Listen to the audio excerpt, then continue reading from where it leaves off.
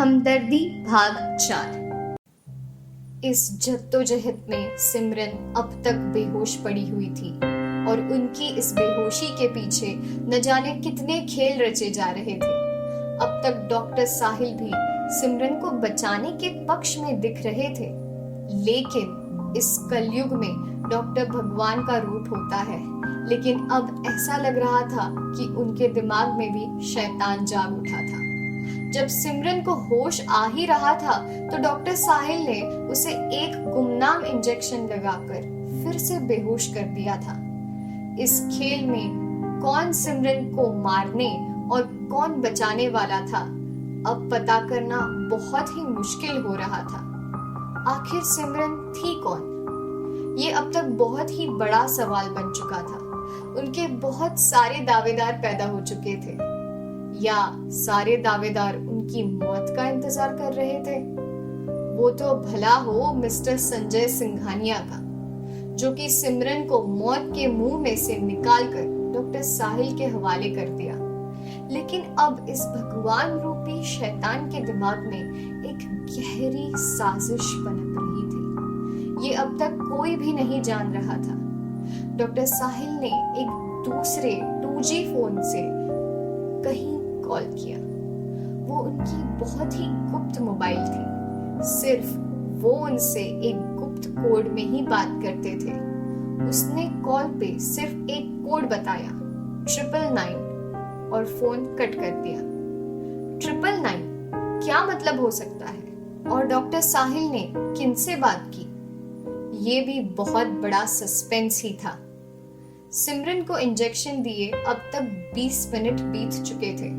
उन्हें अपने परिवार की भी चिंता हो रही थी, कहीं किडनैपर उनकी दुनिया न उजाड़ दे। अचानक से एक कॉल एक और नए नंबर से।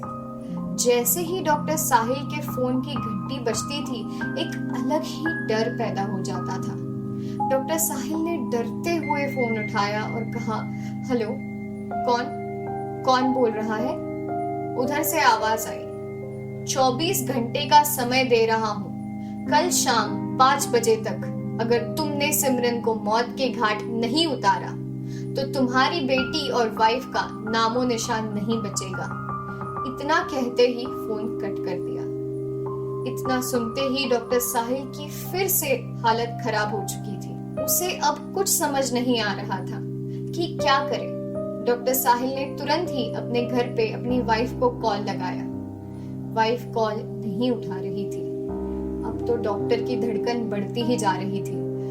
एक एक करके 5 बार कॉल लगाया, किसी ने कॉल नहीं उठाया। साहिल ने तुरंत ही एक स्टाफ को बुलाया और तुरंत ही अपने घर भेजा, जाकर चेक करो क्यों मेरी वाइफ कॉल नहीं उठा रही है। वो स्टाफ तुरंत ही निकल गया चेक करने के लिए। अब डॉक्टर साहिल को किसी भी काम में मन नहीं लग रहा था। आज जो भी घटना हो रही थी डॉक्टर साहिल के साथ, एक अलग ही छाप पड़ चुकी थी उनके दिमाग पे। एक बार फिर डॉक्टर साहिल के फोन की रिंग बजी। अब की बार फोन पे मिस्टर संजय सिंघानिया थे। डॉक्टर फोन उठाकर बोलिए मिस्टर संजय, क्या बात है? उधर से संजय ने कहा, अब कैसी हालत है सिमरन की? अब भी बेहोश ही है।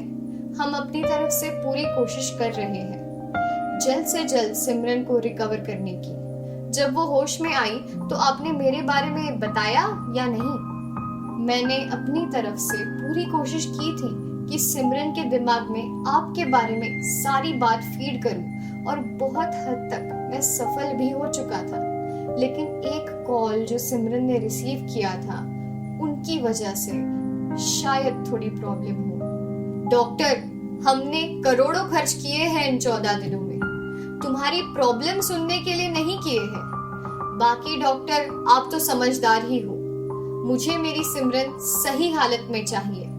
इतना कहकर संजय सिंघानिया ने कॉल कट कर दिया। जैसे ही कॉल काटा वैसे ही फिर कॉल बजा। उन्हीं के स्टाफ का फोन था। डॉक्टर साहिल ने कॉल उठाया। डॉक्टर के हेलो बोलने से पहले ही उनका स्टाफ बोल पड़ा, सर, कोई भी नहीं है घर में। कुछ सामान घर में टूटी फूटी है।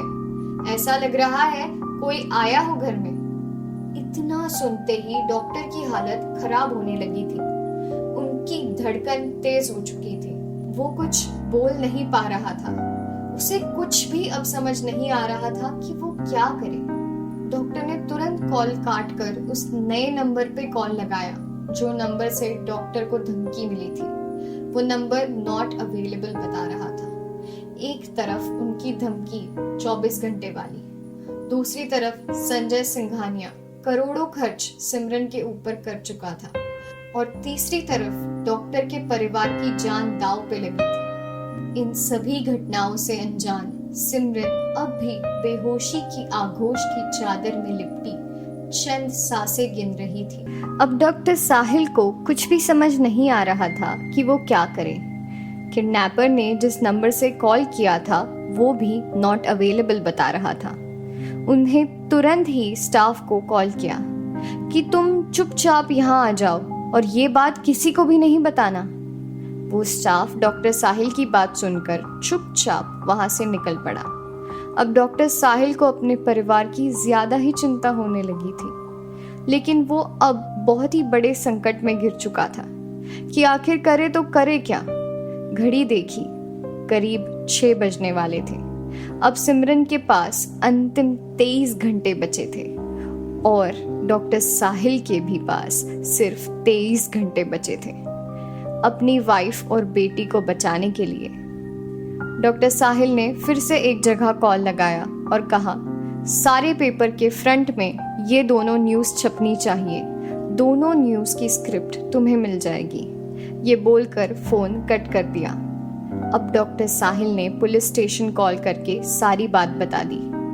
तुरंत अंदर ही अंदर पुलिस हरकत में आ गई, लेकिन डरे साहिल ने ये भी बता दिया कि आप न ही हॉस्पिटल आना और न ही मेरे घर पे, क्योंकि किडनैपर ने 24 घंटे का अल्टीमेटम दिया है। अगर 24 घंटे में तुमने सिमरन को मौत के घाट न उतारा तो तुम्हारे परिवार का नामो निशान नहीं मिलेगा। साहिल की बात सुनकर पुलिस ने अंदर ही अंदर अपनी तलाश और खोजबीन चालू कर दी। डॉक्टर साहिल ने किडनैपर को कॉल किया और भेजे हुए वीडियो पुलिस के व्हाट्सएप नंबर पे सेंड कर दिए। करीब 7 बजे एक आदमी अपनी कार से हॉस्पिटल के आगे उतरकर सीधे रिसेप्शन पे जाकर बोला, डॉक्टर साहिल से मिलना है, अर्जेंट है।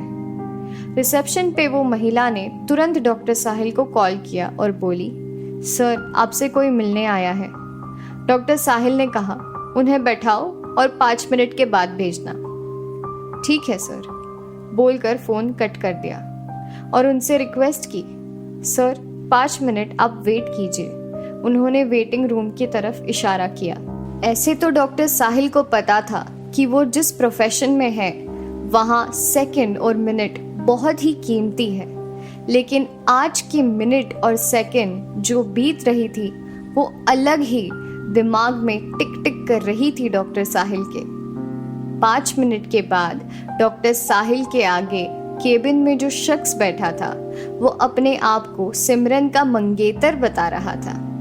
चूंकि डॉक्टर को ये आभास हो चुका था कि सिमरन के बहुत सारे दावेदार पैदा हो चुके हैं और उन्हीं में बहुत दुश्मन भी थे। डॉक्टर ने बताया, वो अब भी कोमा में है। हमारी तरफ से पूरी कोशिश की जा रही है। सर की इंजरी है, केस थोड़ी क्रिटिकल है, लेकिन हम मिलकर उन्हें बाहर लेकर आएंगे और तब तक उनसे आप मिल नहीं सकते जब तक कोमा से बाहर होश में नहीं आ जाती।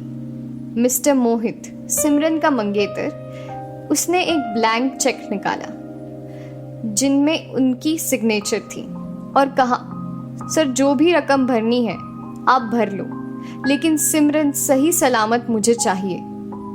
अब डॉक्टर साहिल मिस्टर मोहित की बात सुनकर बहुत बड़ी दुविधा में पड़ चुका था कि वो उसे क्या समझाए कि मिस्टर संजय सिंघानिया भी सिमरन के पीछे करोड़ों खर्च कर चुका था। डॉक्टर साहिल ने उन्हें समझाया कि सर बात ये पैसों की नहीं है। अब तक जो भी खर्च हुआ है वो मिस्टर संजय सिंघानिया कर रहे हैं। आप जब अमेरिका में थे तो उन्हीं की बदौलत आज सिमरन यहाँ है। नहीं तो कोई उम्मीद भी नहीं कर सकता था कि जिस हाल में वो आई थी वो जिंदा बच पाए। इसलिए आपसे रिक्वेस्ट है कि ये ब्लैंक चेक आप मिस्टर संजय सिंघानिया को दें।